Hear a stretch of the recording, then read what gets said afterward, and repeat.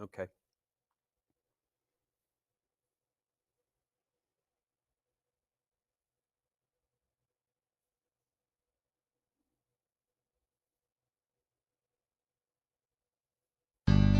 Welcome to the most listened to golf in the world, the Fairways of Life show, on air, online, and around the world, with the most candid interviews,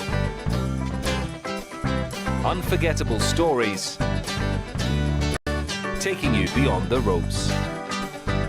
Here's your host, New York Times best-selling author, Matt Adams.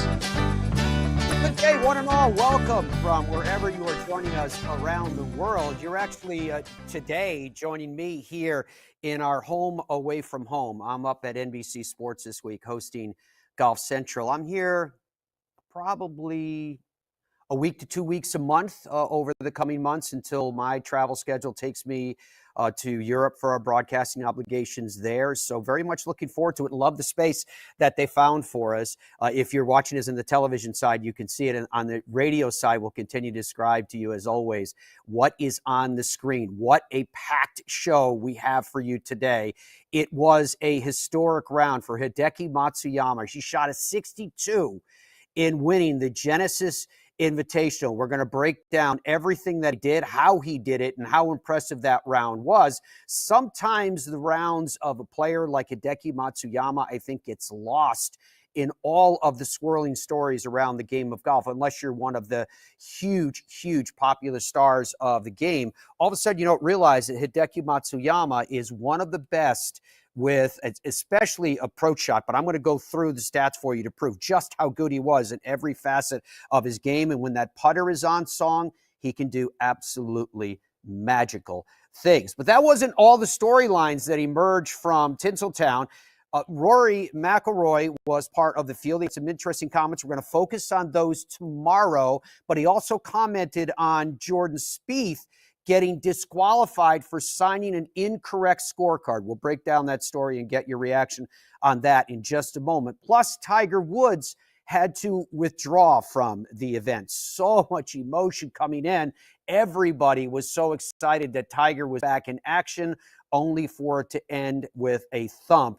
Tiger ended up having to get medical attention with what was later described as influenza. We'll get into that story as well coming up in just a bit. And we're going to be joined by a PGA Tour winner on today's show to give us some perspective on all things swirling around in the game of golf. But first, PGA Tour Radio this week was hosted by Earl Forsey and Mark McCumber. And gents, I have to tell you, what a week, what a final round.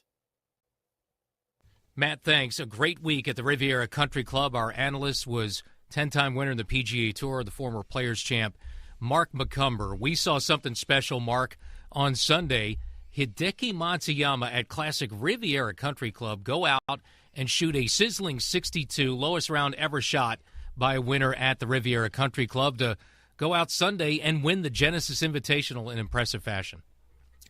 I'll tell you what, I love coming here, one of my favorite courses in the world, Matt, and I've never seen a closing round like that because no one's ever seen a closing round like that, 62. Interestingly, 3 birdies to start the round, 3 birdies in the middle of the round, 10, 11, 12, and then 3 birdies at the most crucial time on this golf course when all the pressure was on. He hit it inside a foot on 15, almost made a hole-in-one on 16, and then birdie 17. It was one of the best rounds I've ever seen. And that's why he went from 6 back to win by 3. Dramatic play today by Hideki. Well, Riviera, Hogan's Alley, of course. We talked about the ball striking. And Matsuyama is one of those guys. And when he's on, and he was on Sunday, he can get it done. But when he does what he did with the putter all week, Mark, really, he was positive, strokes gained putting the entire week. 3rd overall for the week to finish 4.298 shots picked up with the putter. When Matsuyama's doing that, that's why he was able to shoot 62 and really dust the field on a Sunday where it wasn't that easy. Yeah, his iron play was outstanding. We mentioned almost hold it back-to-back holes on 15 and 16. Then when it came to the key drives, the drive on 13, the drive on 15 around the corner, so many people struggling with left rough and bunker on 15, hits it perfect there. Then he gets up when he can kind of put the tournament out of reach and drives it right down the middle on 17 and again drives it long and in the right edge of the fairway on 18. Not just his ball striking, but you said his putting. 23 putts in the closing round. And when you're hitting your irons like that and driving like that, that's how you put together a 62. That's a great score anywhere. I really respect it so much here at Riviera. Yeah, I said during the broadcast, Mark, people say, what if Hideki ever puts the ball well as he strikes? Well, we found out Sunday, right? Exactly what happens. He shoots 62 and wins at Riviera. What about, some of those that didn't work out for, namely Patrick Cantlay, 5-shot lead to start the weekend, and he just wasn't sharp the entire weekend, certainly wasn't on Sunday, and didn't come close to winning in the end. No, I didn't expect to see that turn around. Now, I do respect Patrick tremendously, very disciplined player, great player. He made the comment when someone said, hey, you got a 5-shot lead, you're looking forward to the weekend. He said, we're only halfway done. That's a lot of golf left when you've only played 36, especially at a course like Riviera. I did not expect that he would keep that pace up. It never happens. But I also did not expect he would shoot over par for the weekend. The opening nines on Saturday and Sunday, nothing happened for him. Made one birdie over the 2 days. I think that was the difference. But still, a great week for him, a great week for Xander Schauffele. Luke List looked like he was going to be unbeatable. Shot 30 on the opening nine. Wasn't able to keep that pace up. And another storyline, Earl, Will Zalatoris, a popular young player, has battled back surgeries. Nice to see him hold up under the pressure, make it through 72 holes in that really important for him tie for second. And, Matt, on the PGA Tour and sports, things escalate quickly. That's it for the West Coast swing now on the PGA Tour. We go south of the border next week for the Mexico Open at Vidanta. Very much looking forward to it, Earl and Mark. Thank you so much for your coverage week in and week out. PGA Tour Radio can be heard on the PGA Tour app, on the website, or if you subscribe to the national satellite service, Sirius XM. As to Patrick Cantlay, it is interesting. He finished a tie for fourth and 13 under par, and it should be noted he woke up yesterday morning with a fever of over 100. But for Patrick Cantlay, updated records with leads or co-leads in individual stroke play events on tour, not including a FedEx Cup starting strokes, here for 18 holes. He's 0 for 5 when led by one stroke. 36 holes. He's 0 for 8. He led by 5 strokes this past week. And for 54 holes, he is 2 for 4. He led by 2 strokes, and of course, that slipped away. As to the primary story, Hideki Matsuyama, with this victory, it represents his 9th win on tour. He did it at 31 years, 11 months, and 24 days. You can do the math. This Saturday, he turns 32. In doing it, he broke a tie with KJ Choi from South Korea for 8 wins. They held that tie for the most wins by an Asian player on the PGA Tour. He trailed by 6 shots as they were talking, entering that final round, the largest deficit faced through 54 holes by a tour winner since John Rahm at the 23 Century, who trailed at that time by 7 shots. He stood tied for 7th entering that final round. That's the lowest 54-hole position by a winner on tour since Sepp Straka at the 23 John Deere Classic, tied for 14th there. Sets the tournament record for low final round score at the Riviera Country Club. The prior record was Phil Rogers, who had a 62 at Rancho Municipal Golf Club in 1962. Take a look at the screen if you're watching on the television side. I'll explain it again on the radio side. Hideki Matsuyama, strokes gained total. He was first, get this now, 13.2.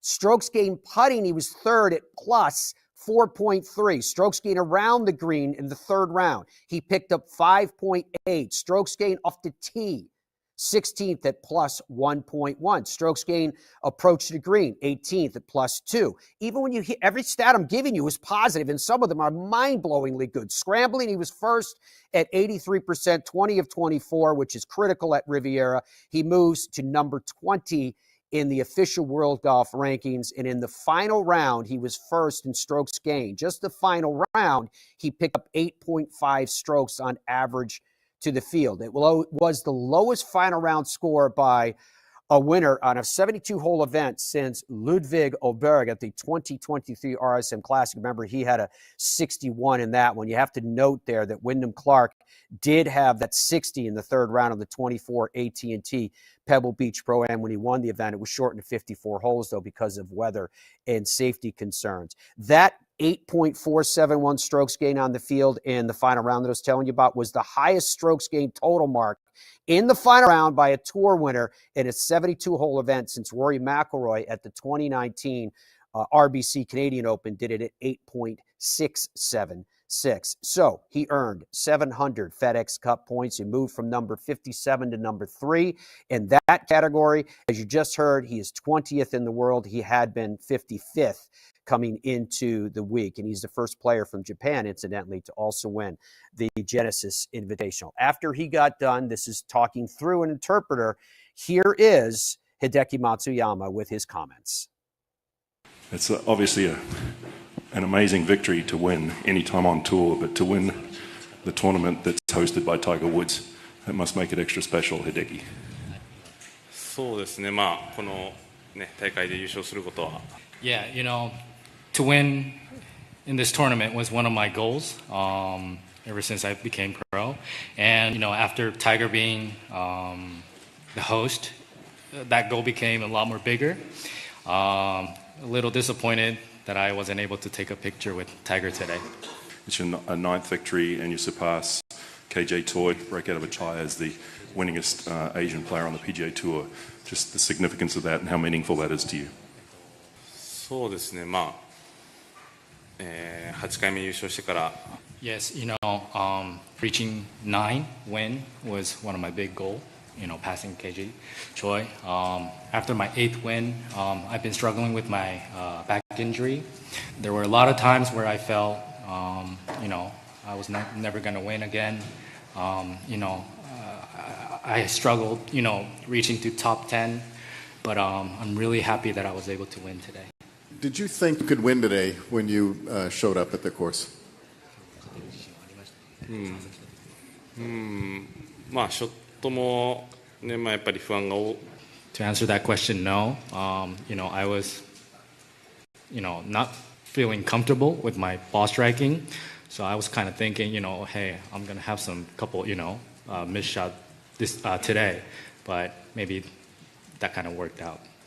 62 is just one shot off the course record. It was the best round of the day by 3 shots. To shoot 30 on the back nine, where does this rank among the best rounds that you've played in your career? まあショットの方がいつもいいんで。You know, majority of the time when I rate my round, it's usually my ball striking. Today was an okay round, but I chipped and putt pretty well today. So, you know, that's something that gives me a good momentum. So I think that really helped this today. Off of the 18th, it was there was a very demonstrative celebration for you. I'm wondering, when was the last time that you had a fist pump quite that big? そうですね、まあこのリビエラのオーナー。Riviera is actually a very special place for me. I know the owner. He's Japanese. I know him for a very long time. So, you know, winning in Riviera was something very special for me. Very, very cool indeed. I like Doug Ferguson's question. He's a reporter for the Associated Press, where he said, when you showed up today, did you think that you could win the tournament? And Hideki was honest about it. He was honest earlier when we talked about doubts about winning again. But yesterday morning, as he arrived at the golf course, he really didn't have the expectations that he could do what he did, which is part of what makes sport and makes golf so much fun, that we were able to witness that. As to our question of the day, let me bounce it over to Dom. Dom, do you have one prepared? What's the question of the day? If you guys want to answer his question, then log on to Fairways of Life's YouTube page to do it. But what is it, Dom, if you have one? Good morning, Matt. Yes, I do. I always have a question of the day. It's, should they change the incorrect scorecard rule? I wonder why I have that question of the day. Signing for an incorrect scorecard. That is exactly what got Jordan Spieth disqualified from the Genesis Invitational. There was a great deal of response to that, social media and otherwise. Sometimes it's because people don't understand the rules of golf, but does that mean that the rules of golf should also adjust to a point where they're easier to be understood? Is that one in balance? We'll talk about that as the Fairways of Life show continues. And when we come back, we're going to hear from Will Zalatoris. It was for Will Zalatoris a very significant Genesis Invitational. He finished second, and it was a very good sign if you're a fan of Will Zalatoris. But afterwards, he admitted that he had been playing through these days with a heavy heart. We'll explain all of that and more as the Fairways of Life show continues. And coming up, we're going to be joined by a winner on the PGA Tour. Relax. Easy now. Find your happy place. It's all in the hips. Just tap it in. Yes! Find the latest clubs and apparel at Golf's Happy Place, the PGA Tour Superstore. In Ireland, golf is more than just a game. Come and experience our world-famous links courses and our world-famous parkland courses, all set alongside world-famous scenery. And visit our world-famous historic sites. And while you're here, enjoy our world-famous hospitality. Fill your heart with Ireland at ireland.com/golf. It screams. It tracks. It's soft. It reacts. It is the Bridgestone Tour B with a game-changing reactive cover designed to spring faster off your driver and stick longer to your wedges. Try Bridgestone's Tour Bs, the Tour Ball reinvented. The Gen 6 iron is a culmination of everything that we have learned as a team, the absolute best golf club I've ever hit. It's something special. Say hello to the new PXG Gen 6 iron. The longest, most accurate irons we've ever made. They go higher and farther than any iron that I have hit to date, and they're so easy to hit. Super excited for the consumer to try this. They're gonna love them. PXG, nobody makes golf clubs the way we do, period. Baseball? Nah. Football? Done it. I think I'm gonna go after the PGA Tour. Bo, you're gonna need the right equipment company. I think I got that. You know, Tour Edge backs all their clubs with a lifetime warranty. I know. They ship all their premium custom clubs in 48 hours. I know. All their premium clubs are hand-built in the USA. I know. You know, Tour Edge has won 35 times out here. Guys, I know. Pound for pound, nothing comes close. Boyne Golf provides the ultimate world-class golf destination with 10 championship-caliber courses spanning 3 resorts. Centered in Michigan's northern Lower Peninsula, the courses are the products of some of the game's masters, including Robert Trent Jones Sr., Arthur Hills, and Donald Ross. From the all-inclusive vacation packages, elite instruction with the Boyne Golf Academy, tournaments, and so much more, Boyne Golf truly offers an unrivaled Michigan golf vacation experience. Just log on to BoyneGolf.com.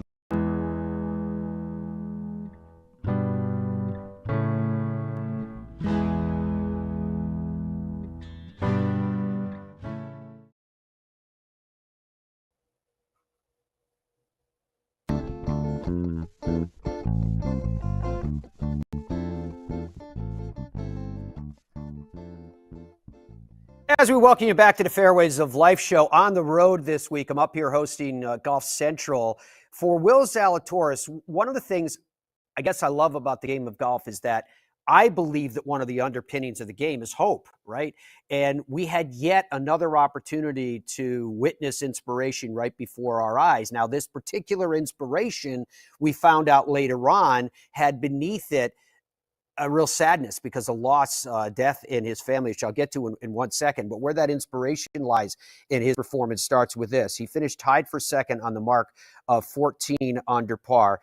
His runner-up finish there was his 5th on the PGA Tour, his 69th start. It earns him his 2nd consecutive, though, top 5 finish at the Genesis Invitational. He was 4th there in 2023. Zalatoris also finished runner-up to Matsuyama at the 2021 Masters Tournament, which is interesting. When you think about Will Zalatoris, he has his breakthrough victory in 2022 at the FedEx St. Jude. Then he moved all the way up to number 7 in the world in doing that. Then he has the injury to his back.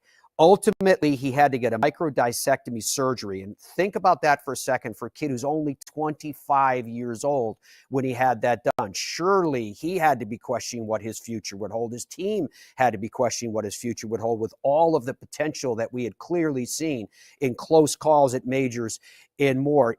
During the time when he was rehabbing, he ended up going back to Wake Forest. He finished his psychology degree, which is a really cool little tidbit to know in terms of work ethic. He worked with his coach, Josh Gregory, as well. And what they were trying to do is to work on his swing, becoming more rotational in taking some of the pressure off his back. He was third in the field in strokes gained and 15th in the field in strokes gained putting. Let me pause on that second one for a second. 15th in the field in strokes gained putting. We're talking about Will Zalatoris. Well, he has that new putter that he's using. Everything seems to be gliding along, working very, very well from him if you are a fan. He also played this past week under a sponsor's exemption awarded to him by Tiger Woods, although we are waiting for confirmation. It is believed that he has done enough with the FedEx Cup points that he has assembled as a result of that finish in the signature event to earn his way into the next signature event at Bay Hill. So having said all that, here's Will Zalatoris after he played when the world found out that he was reacting to a death in his family. Yeah, pretty excited, obviously, with where my game's headed. You know, I didn't say anything all week, but I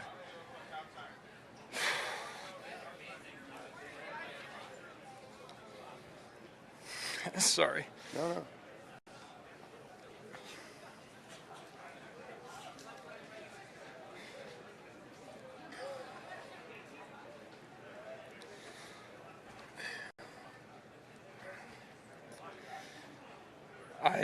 I lost a family member on Thursday, and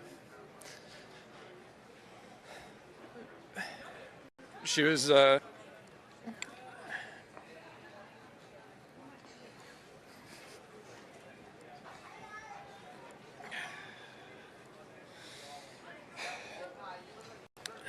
so she was with me all week. You know, it was a pretty special on Friday to make the hole-in-one. After I, sorry.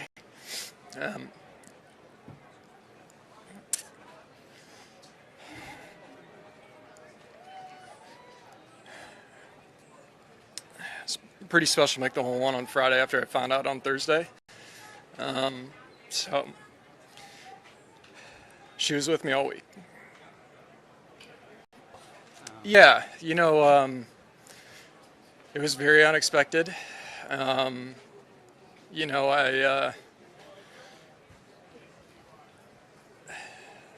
this whole week was for her.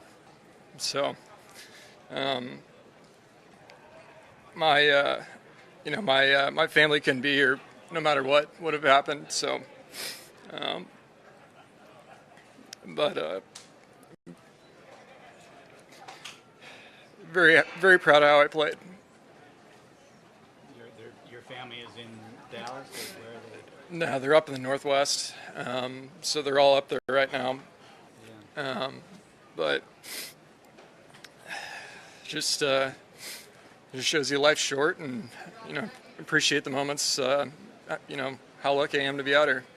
Yeah, no, you know, every week I've been getting better, and so I knew I just got to keep doing what I'm doing. You know, I've got a lot of silver in my house, so getting another second place doesn't really sit that well. But obviously, coming back from you know what I had to go through physically, you know, we're in the right direction. And you know, the goal today was this is really good preparation for the majors coming up. It's nice to be able to work on these changes when I'm, you know, in contention. You know, fully commit to what I'm doing, and you know, like I said, I mean, I hit great putts all day. I just underread a bunch of putts. I was above the hole a bunch. I had a couple that were really slow going back up the hill, and so I just kept missing everything a little bit low. It was almost, I mean, I don't think the green slowed down at all. I think the first few days playing early almost kind of scared me a little bit. Having some just crazy firm bounces. But like I said, I'm heading in the right direction, and week by week I've obviously been getting better. I'm getting more and more comfortable. Yeah, I mean, I was impatient from about April to December. Yeah. There's no question about that. But yeah, I mean, I'm definitely ahead of the curve. In terms of the speed, where my game's at. It's just little things. And this is the beauty of this game is. It's kind of nice when you get beat by somebody who shoots 62 on Sunday. 62 on Sunday is usually a golf tournament or going to make you a lot of money. So, hats off to Hideki. I mean, that is just stellar playing. So, but yeah, like I said, this is a place that I've played since 2015. It was my first tour start I ever played in, and so I love it here. Played the USAM here, so it's a really special place. Will, was there ever a point where you were finding the end of Netflix and watching a lot of television and laid up where you thought, my goodness, has I already done what I'm going to do? Is this it? Yeah, I mean, part of it, I do have some more subscriptions that I didn't have before, that's for sure. But I ended up getting my degree over the summer, so I stayed busy. And, once I was able to travel, in my wife's brilliance, when I was sitting in the hospital bed, she asked the doctor, hey, when's he going to be able to travel? And he said about, 2 to 3 months. And so we did a bunch of bucket list stuff, when you're 27, 28 and, don't have kids at home and you've got 6 months off. And, we did a bunch of fun stuff. So I stayed busy for sure. And, my mind was always on my game for sure. So, it's been a long, weird year. I mean, 2023 was a bad movie, but so far, things are progressing nicely. All right, Will Zalatoris. I mean, the name of this show is Fairways of Life, and I loved when he said, "Life is short. Appreciate the moments. Just glad to be out here." Really impressive indeed. Now, coming into the week of the Genesis Invitational, it seemed like the perfect scenario, didn't it? Here we were, the first event on the PGA Tour on the other side of the NFL. The Super Bowl was behind us. We had the Genesis Invitational. Tiger was back not only as a host of the event, but Tiger was also going to be playing. And unfortunately, that one ended like a lead balloon. Tiger came out, was okay in round one. We saw some swings that looked pretty good. And then in the second round, he had to withdraw because he was not feeling well. This is what Tiger sent out to the world. He said, "I would like to confirm that I had to withdraw from the Genesis Invitational due to illness, which we now know is influenza. I am resting and feeling better. Good luck to the players this weekend. I'm disappointed not to be there and want to thank Genesis USA and all the fans for their support." We were told that Tiger was treated with an IV on site. Here's what Tiger has done in his last 10 starts. The WD, a tie for 45th. Before that, a year ago, withdrawn from the Masters. He was 18 out of 20 at the Hero World Challenge. He was 47th at the Masters in 22, not bad. A withdrawal from the PGA Championship in 2. He was cut at the Open in 2, but he tried. Cut at the U.S. Open in 20, but he tried. Tied for 72nd at the Zozo Championship in 20 and tied for 38th at the Masters in 2020. Not a lot there to go on in terms of samples of how Tiger Woods is doing. I guess it draws a broader question, and maybe tomorrow, Dom, we might weave this into a question of the day. What is it reasonable to expect from Tiger Woods now? It's a little bit comical for me with the press conferences because we get swept up in it every time. And I realize it's because of, as I like to say, the underpinning of hope that is the game of golf. Tiger comes into his press conference and he sits there and someone will go, Tiger, what do you think's a reasonable expectation for this week? And Tiger goes, I'm here to win. That's why I come out here. That's why I teed up. I'm out here to win. And everyone goes, okay. And then they say, well, what have you been doing in preparation? I've been working really hard. I've been, I'm doing all, it's the Tiger stuff. Then Tiger goes out and whatever he does, he shanked it on 18 and said, well, I was suffering back spasms the last 3 holes. I was doing the best I could. I couldn't really put the club where I wanted to on it, so it hit Hazel and shanked. And everyone goes, but you said you were playing well. And he looks at me and goes, guys, I've had all these surgery. My back is fused. And I think to myself, Tiger, you were the one setting up the expectations for us that you feeling better than you felt in forever and all the rest.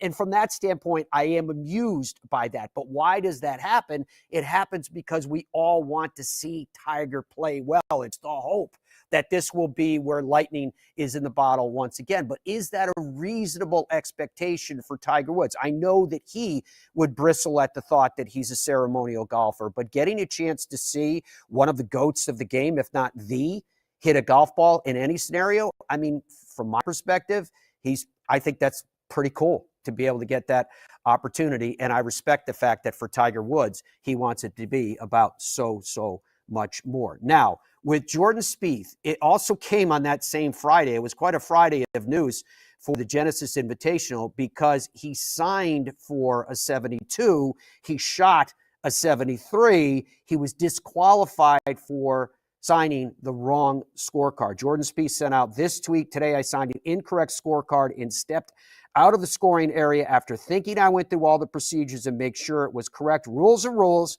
and I take full responsibility. I love this tournament and golf course as much as any on the PGA Tour, so it hurts to not have a run at the weekend. Really appreciate the support in LA at the Genesis Invitational. So for Jordan Spieth, when that happened, there was a tremendous amount of support that was absolutely outpouring from all corners, including on social media.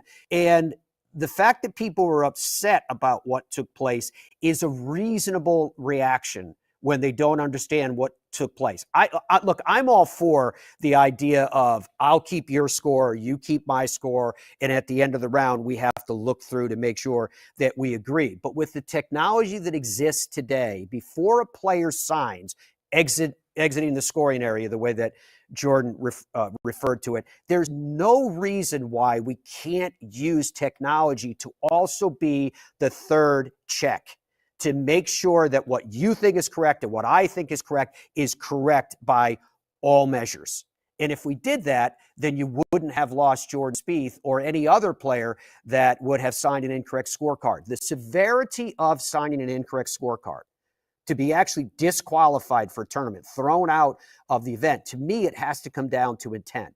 I think anytime rules are applied in any sport, it has to come down to intent. What is the intent of the individual in signing for a wrong scorecard, signing for a score that was lower than what they actually shot? If it's so severe that you're disqualified, that tells me that the assumption of intent is that you were trying to cheat, that you were trying to post a lower score than what you really had. In this case, it seems quite clear that was not the intent. What actually took place was a human mistake, and human mistakes can be helped by using technology to say, wait a minute, guys, you got this wrong. Let's make sure that we get this correct as we move forward. All right, we have a big announcement for you today. Our next fan trip is going to be to the Boyne Golf Resorts.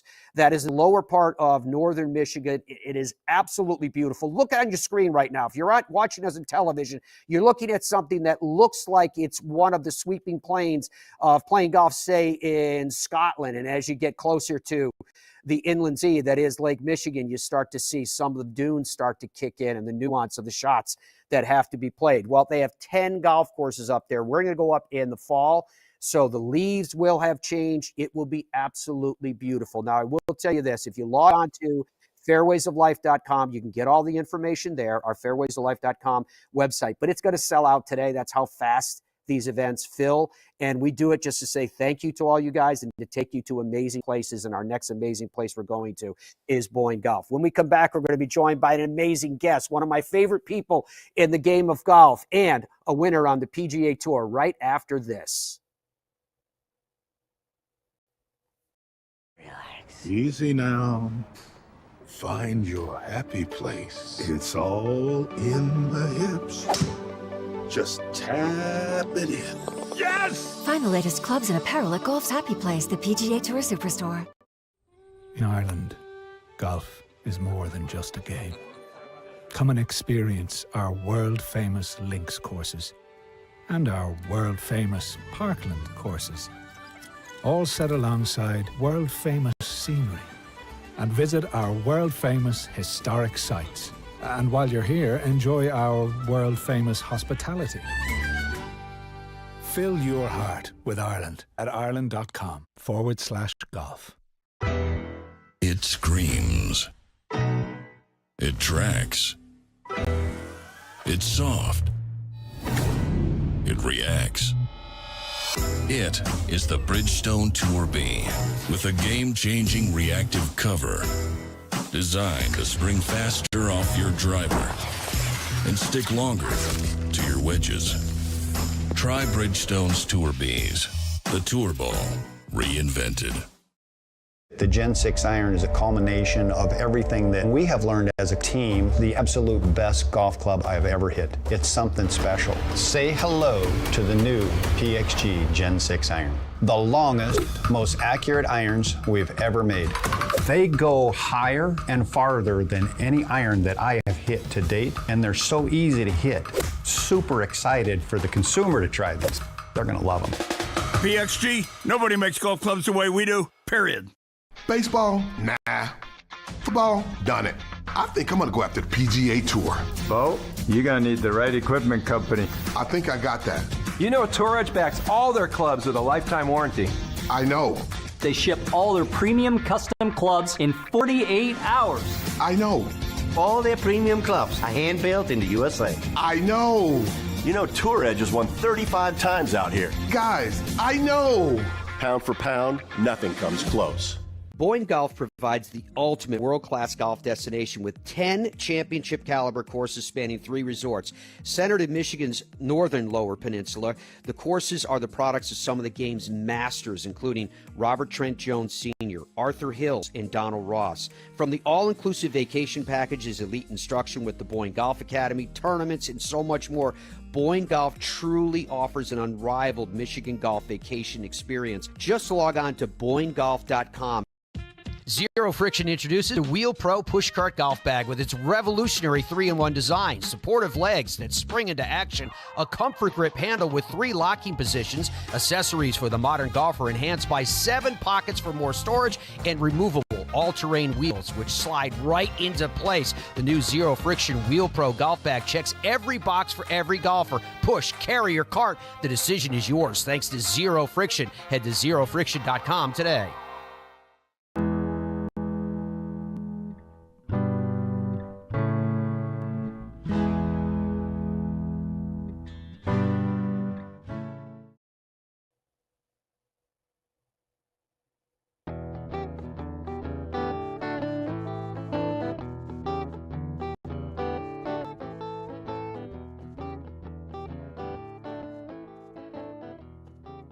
Welcome back to the Fairways of Life show from wherever you are joining us around the world. We are delighted to share the company now of Dennis Paulson, a winner on the PGA Tour. He will be an analyst this week for PGA Tour Live, and surely you have caught his excellent show on SiriusXM PGA Tour Radio. It's called Inside the Ropes that he hosts with Carl Paulson. DP, it is great to see you again, my friend. Dom tells me that you're now a grandpappy. I am a grandpappy. Thanks for having me, Matty. You're the godfather for all of us that are still doing SiriusXM. So we appreciate the fact that we're actually calling golf on the radio. Still sounds crazy, doesn't it? Yeah, it's awesome. And we love the job that all you guys do with PGA Tour Radio and more. So, DP, I guess the place, we got a lot of stuff to cover, but the place I'd love to start is what we witnessed from Hideki Matsuyama on Sunday at the Genesis Invitational. He shoots a 62. It gave a really good run at matching the record with a 61 at that. But what was your reaction to what you saw from Hideki Matsuyama, and what might it mean for a few weeks down the road, say Players or Masters? Well, you never know. I mean, it's kind of it's a snapshot of how he played yesterday. And he even mentioned the fact that he didn't play that great, kind of going through the numbers. He was a little off early in the day, but he scored really well. It was one of those days where he had a great scoring. He hit those 2.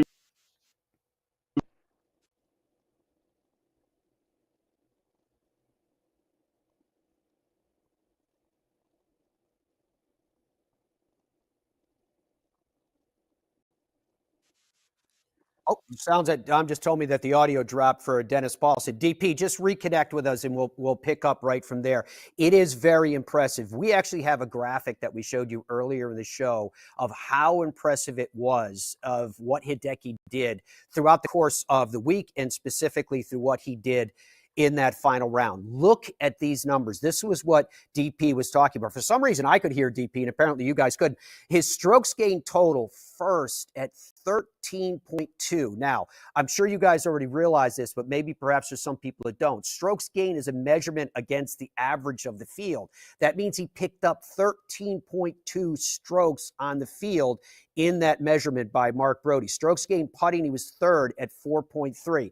And that's where DP was talking about when you have a player of the ability of Hideki Matsuyama from a ball striking perspective. Yes, it has to be on song off the tee, but in particular, when the putter is cooperating, that's when you see performance like this at plus 4.3. Strokes gained around the green third at 5.8, picked up on the field. Think about this. Strokes gained off the tee, you can see right there, 1.1.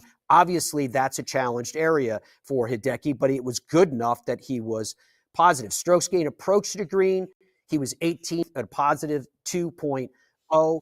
This is an event, of course, where we knew coming in that players that were accurate both off the tee, but in particular with their approach shots into these small greens were the ones that we'd be keeping a very close eye on. Scrambling, paramount for the week at Riviera. He was first in scrambling at 83%. That means 20 of 24 opportunities. Very impressive indeed. And he moves to number 20 in the official world golf rankings. He had been ranked at 55th leading up to that. In the final round, his strokes gained total there, as you can imagine, he would be first after that 62. Even in the final round alone, he picked up 8.5 strokes gained on the rest of the field. That is very, very impressive indeed. Now, I also want to, once we get back in connection with DP, I also want to ask him about what happened with Jordan Spieth. One of the players that weighed in on what happened with Jordan Spieth was Rory McIlroy. So let's hear from Rory McIlroy in terms of how he reacted to it. Is there something in this that McIlroy would fix? I can see both sides of it. Really trying to keep this game like unbifurcated and, trying to, the pros play by the same rules as the amateurs, then you would say that we all need to keep our playing partner scorecards and we're responsible for that. But I also see the other side of the coin where there's thousands of people watching us. Every shot's tracked on Shot Tracker and on the PGA Tour app. So is it really needed at this point? So I can see both sides of it, on both sides of the argument. I'm probably more of a traditionalist than anything else, so I would fall into the camp of, it's worked for so long, I don't think it really needs change. So Rory McIlroy saying he does see both sides of it. And that goes to what I was saying to you earlier too, where I get the fact that there is a tradition involved here, in the tradition of you keep my score, I keep your score in that competition. The rule itself doesn't actually say that the scorekeeper has to be another player, but in the tradition, at least on tour, it is that way, which totally in support of, and that dynamic should work. These are professionals. The score should be written down correctly, or at the very least, it should be reviewed correctly when it's all said and done. But as I said earlier, I also like the idea of us saying, you know what, it's okay if we recognize that sometimes humans make errors, particularly when it comes to math. It is okay that we can use other means to make sure that the numbers that are being reported are correct numbers. Indeed. All right, let's get scorecard update. I want to get an update, Dom, from you on the question of the day, but go ahead, Dom. I was going to say, and once we get DP reconnected here, which we will shortly, he's a grandfather now, right? As you get to grandfather age, your ability to use phones, it decreases. It's like one of those parabolas. And remember when we did the parabolas? You just can't use the phone anymore. You just can't do it. So we'll get him back in a second. But what I wanted to say, which I do want to hear what DP has to say about this. Right now, the question of the day, should they change the incorrect scorecard rule? And there's a lot of stuff coming in, and we appreciate it. Signing for if you an go to incorrect YouTube, our scorecard, YouTube page, 56% are saying yes right now, Matt. They're saying it needs to be changed. And I spoke with Dennis last night a little bit, just checking in with a guy, and I don't think he thinks it needs to be changed. So I'm looking forward to hearing what he has to say about it. But I does that surprise you, that percentage? No, it doesn't surprise me. It's actually lower than what I thought it would be. I think it's very reasonable to say, look, this is the way that we've always done it. And you can keep that, as Rory was talking about, you can keep that tradition. You guys can continue to do that. It's a very important step. All I'm saying is it should be augmented by the technology that we have to make sure that it is correct, so that if a player did not have the intent to try to deceive, that it's going to be corrected before that player gets disqualified from the event. And from all accounts, Jordan Spieth just made a mistake. He admitted that he rushed his way through it and thought it was correct, and it wasn't. And he was actually disqualified from the event as a result of that. So it sounds like Dennis Paulson is reconnected once again. DP, while you were trying to connect yourself, Don was saying that there's an inverse ability to use technology as soon as you become a grandfather, and I think you just proved it to the world.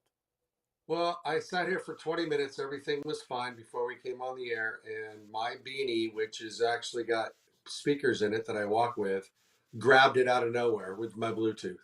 So just stole my internet. Stole my sound. That's why you lost me. That was my microphone, and that happens to be in my bedroom about 60 feet away from where I am right now. So my apologies. No worries. No worries. Well explained. You're not going to be DQ'd on that. But speaking of Jordan's DQ, I'm not sure if you heard us talking about all of this, but Rory said, look, I understand the tradition that goes into it. Where do you fall on the severity of a player getting disqualified for an incorrect scorecard? It's probably the only rule that every golfer knows. If you did a test, it's probably the only one no one will get wrong. It's the only thing you're responsible for. It's a pretty simple rule. I don't want to see it changed. I don't think it's archaic. I feel bad for Jordan. There was a lot of things that led up to it. The double bogey, the fact that he had to use a restroom and he was sick. All those things kind of led up to it. I actually had a guy in high school for me put my scores backwards on 16 or 17 or 17 and 18. So I signed for the proper score, but the scores were wrong. I got disqualified. And the reason why we found out that it was him, as soon as I signed my card and walked out, he said, I don't think those scores are right. I think you need Dennis to come back in here and check it. He did it purposefully. So now he got disqualified. They wanted to put me back in the tournament. It was a high school, it was high school CIF stuff. It was not that big of a deal, although it was a big deal to play in state. Yeah, but I get it. But it was one of those things where I learned right then that you don't have to know what your total score is, just what you do on every single hole. It has to be right no matter if it totals the right number or not. You got to have the scores in the proper spot. And it was something that I learned very young. And it's just, I think that's a rule that should never change. You should be responsible, and the guy who kept your score should be responsible too. Maybe there should be a little bit of a penalty for the guy who put down the wrong score. And I don't want to say anything bad about Tom Kim and why he put that score down, but it's your responsibility as a marker to pay attention to what your playing partner is doing that day also. Dennis Paulson, he is the host of Inside the Ropes on SiriusXM PGA Tour Radio. We will continue with him, fully connected now. Speakers working, microphones working. Right after this, the Fairways of Life show is presented by the PGA Tour Superstore. They are the #1 golf retailer from coast to coast. Why is apparent, because they're big, beautiful stores, but I think their chief and foremost asset are their people. Shopping with the pros at your happy place. I guess. Hello world, huh? And with one subtle hello, Tiger began an amazing and unthinkable career.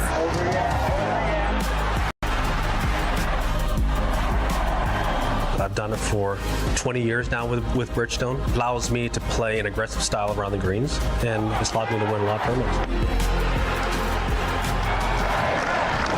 Bridgestone Golf, proud to be part of your journey.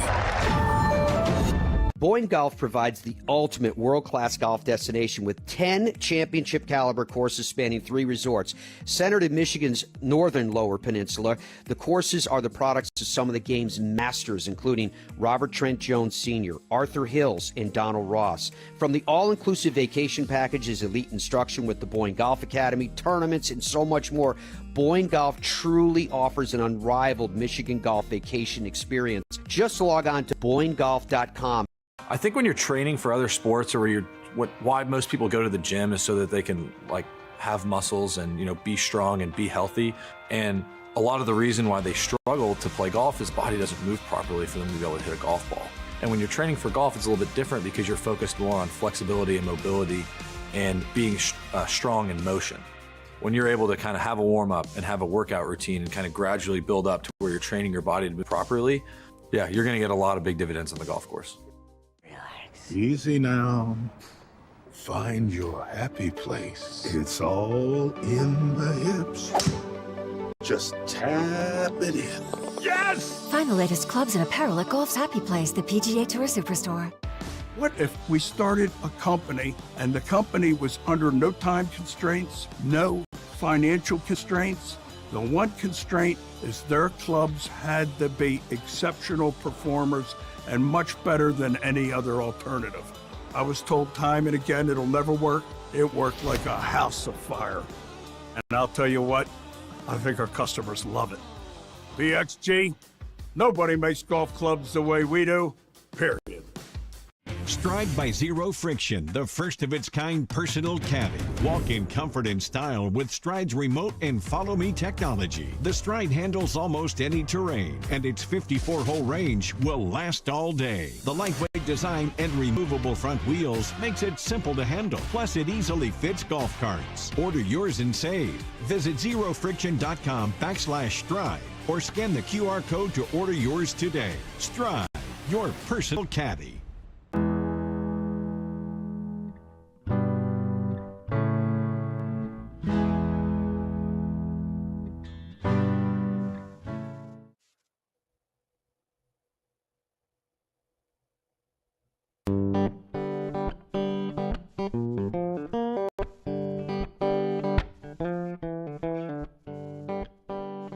As we welcome you back to the Fairways of Life show, Dennis Paulson is our guest. So, DP, if you could just quickly go through for us again your thoughts on Hideki Matsuyama, because I think most of your comments about his 62 were lost in the microphone gate.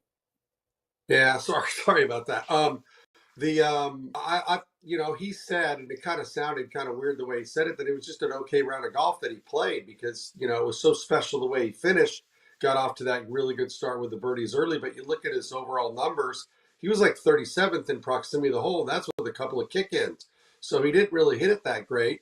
And, translation's always tough when you're trying to use a different language, but he saved himself with the short game and then the great shots at the end with the birdies at 15, 16, and then 17. That was incredible. Those shots that he hit on 16, 17, and the 3-wood that he hit at 18 or 17, excuse me, those sounded unbelievable. They sounded like, a shotgun. They were hit so solidly. It was really impressive. So, DP, when we talk about Tiger Woods, is it time that we face the reality with Tiger Woods and say he's probably not capable of doing all the things that as fans we'd love to see him do? Are we still too invested with Tiger Woods? And what I mean by that is we hear it all the time. Tiger Woods doesn't just move the needle, he is the needle. But at this point, is he? Should he be? Yeah, he still should be, but is he? That's the question. I said it on our show on Thursday morning with the fact that we've spoken so much and so highly of Tiger Woods right now in the sense of him being a golfer that's going to play golf and not about his body and what's going on. But the big problem that he has, I think more than anything, Matty, is that it's his lower back now. Now that his leg is not a factor and not causing him a lot of pain, where is that next part of his body that's going to manifest this issue that he has with being able to swing? Because this swing has got a lot of speed without a lot of ground force. And where is that going to come from? It's got to come from that lower back. And the fact that he mentioned it after the round of golf on Thursday, that's why he presented the hosel to the golf club on 18, as he said it. I thought that was pretty cute. That where he hit that shank, but that is the thing that's going to get to me. That rotational force that he's putting on his body now to hit the ball as far as he's hitting it without using his lower body. That's a part that's going to be something that's really interesting. And for Tiger, the one thing he hasn't really figured out for the most part is how do I prep for a golf tournament and also finish that golf tournament? That's the biggest thing I think for him right now. He can't figure out what he needs to do for his body to get ready for a tournament to compete for 72 holes. Because even when he's finished, it's been a lackluster Tiger because he's tired and his body's sore and just not the way he played at the beginning of the week. And I think when he played in the Bahamas or in Bermuda, excuse me, his ability to play on Sunday seemed like it was very close to what it was on Thursday. But every single round, it seemed like he lost a little bit of it. And those are the things that he's going to have to try to figure out moving forward if he can compete 72 holes healthy. So, DP, unfortunately, we used up most of our time with you today, but we're definitely going to have you back on because I love your observations. But in the few seconds that we do have left here on this Monday morning, how excited are you for moving forward with the Players coming up, the Masters right around the corner? We're ready to get going with some very, very big events. Well, I think the thing that, we always talked about the West Coast being kind of the start of the year, and really, I think Riviera is the tournament that kind of kickstarts the season before we head to Florida. There's a lot of fun little tournaments that they play early. For me on the West Coast, I love playing all those because it was my hometown, but this is kind of where Riviera kind of puts kind of the PGA Tour and the season in center stage, and then we move forward from here. And I'm really excited about everything moving forward. Let's get this signature event stuff figured out and get more guys playing in the fields and having more cuts in those. Give those guys some more players opportunities. Look at all the big time wins that we've had so far this year, and where were they statistically, with a chance to win? They're all in like triple digits for their odds going into the week to win the golf tournament. Pretty amazing. It is amazing indeed. So are you. 10 a.m. You can catch them on Sirius XM PGA Tour Radio and later on this week on PGA Tour Live. Bye for now, folks.